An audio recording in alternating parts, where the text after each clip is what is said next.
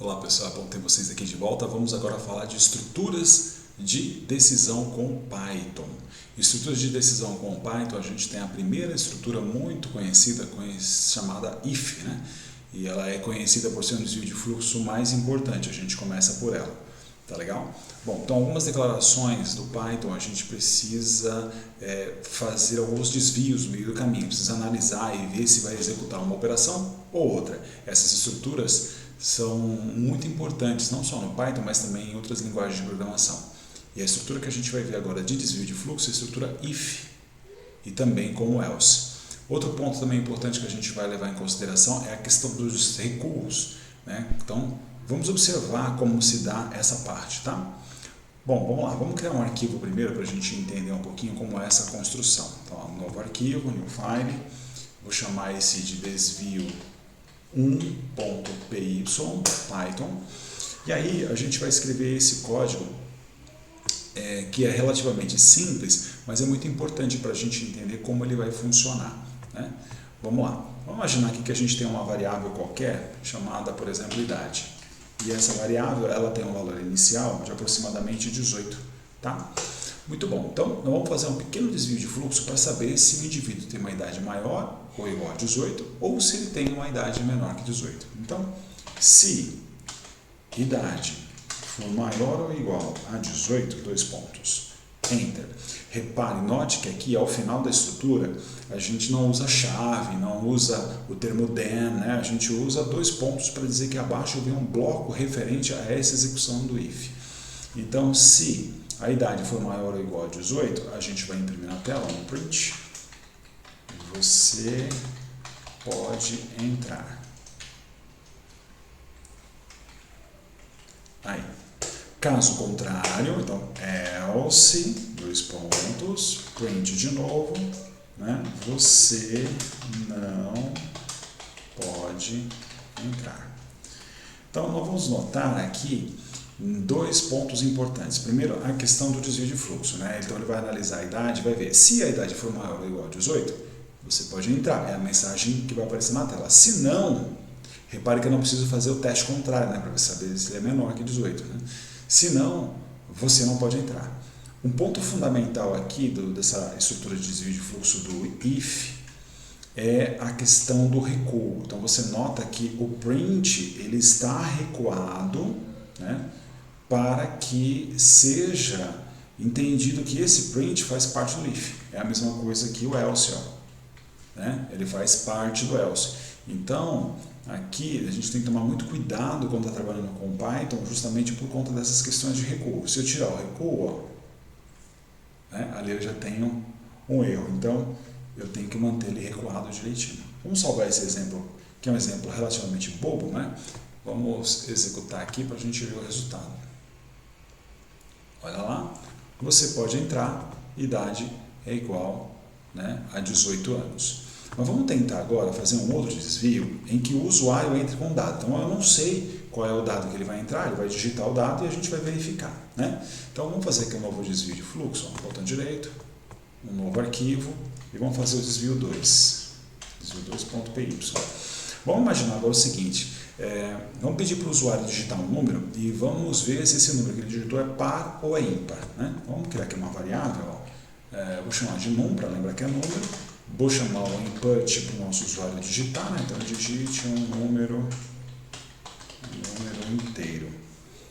Aí o usuário vai digitar um número inteiro e a gente vai então saber se esse número inteiro ele é par ou é ímpar. Então como é que nós vamos fazer? Se num porcentagem 2, ou seja, se eu pegar esse número que o usuário vai digitar e dividir por 2, pegar o resto dessa divisão, então esse é um ponto importante, porque esse símbolo de porcentagem, ele pega o resto da divisão, ele não pega o quociente, tá? Então ele vai pegar o resto da divisão. Como eu estou dividindo por 2, o resto da divisão só pode ser 2, pode ser 0 ou 1, tá? Então está descartado outra resposta que não seja 0 ou 1. Então eu faço essa comparação. Se eu pegar um número e dividir por 2 e ele for igual a 0, significa que a divisão foi exata e, portanto, esse número é par. E aí a gente vai exibir na tela. Print o número digitado, vou colocar com acento aqui, o número digitado é par. Então, o número digitado é par. Agora, caso contrário é else, o número digitado, então, o número digitado é ímpar. Então, a gente tem essas duas possibilidades de saída. Ou ele é par, ou ele é ímpar. Vai depender do quê? Do que o usuário vai digitar. Então, a gente tem um desvio de fluxo onde eu não sei qual é o valor, né? Então, pode ser tanto par como pode ser ímpar. Ele vai mostrar para mim um desses valores. Eu vou mandar executar aqui para a gente observar. Olha lá, está pedindo para digitar um número. Eu vou colocar o número 10. Opa, vamos ver aqui qual foi o erro que ele me deu. Importante isso, hein? Nota só, ele está me dizendo que ele está num formato de string e ele não pode fazer o cálculo aqui. Olha que legal. Então vamos fazer aqui, já vamos aprender como é que converte. Então, esse num aqui, ele está entendendo, olha só, lá em cima, ó, str, tá vendo?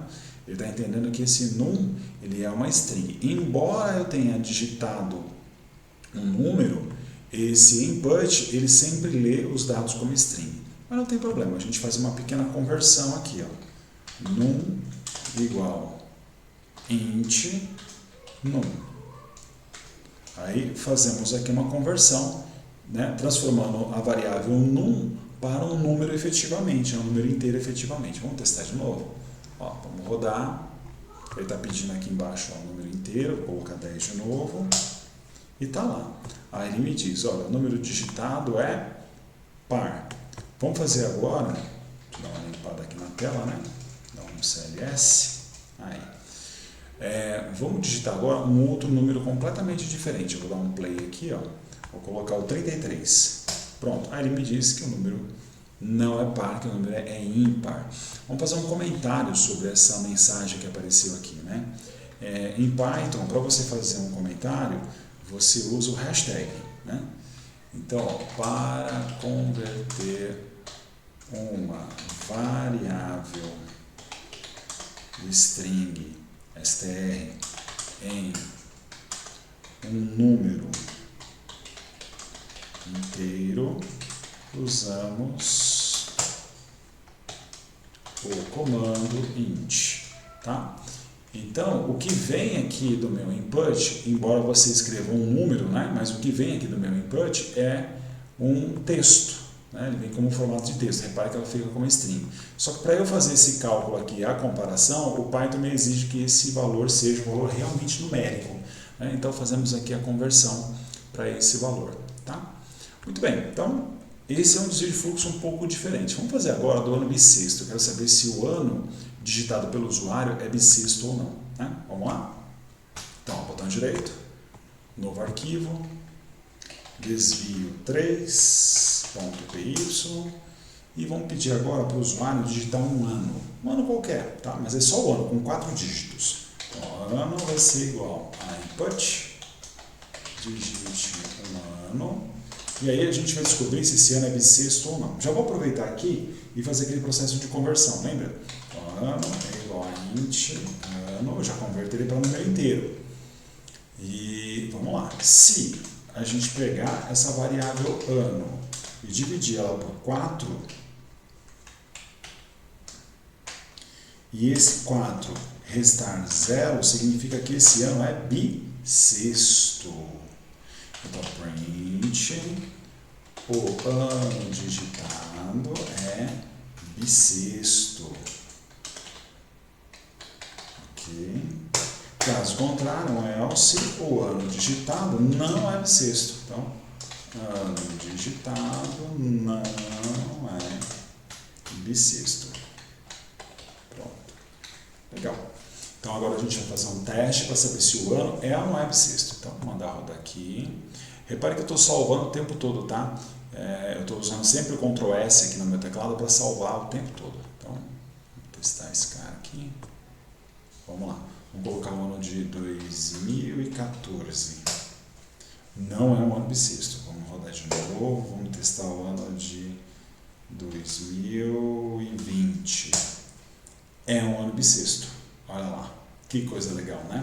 Então, esse é um pequeno exemplo de desvio de fluxo, mas existem outras possibilidades que a gente pode trabalhar, tá?